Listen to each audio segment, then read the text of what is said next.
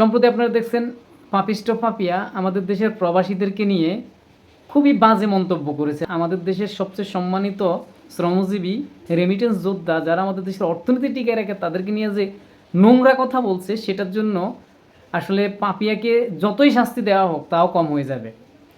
পাপিয়া যে কথাগুলো ওই টক শোতে বলেছে, বুঝে শুনে সজ্ঞানে সম্পূর্ণ মাস্টার প্ল্যান অনুযায়ী কথাগুলো বলেছে।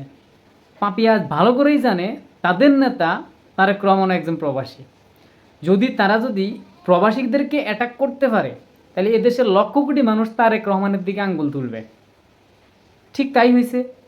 আপনি দেখতে পাইছেন, তাই পাপিয়া এত বড় পাপিষ্ট কাজ করার পরে বিএনপির পক্ষ থেকে পাপিয়ার বিরুদ্ধে কোনো ধরনের হুঁশিয়ারি বা পদক্ষেপ, শাস্তিমূলক ব্যবস্থা, তাকে বহিষ্কার করার বিষয়ে আলোচনা, এ ধরনের কোনো কিছু হয়েছে? কোনো নিউজ মিডিয়াতে এভাবে কথা হয়েছে?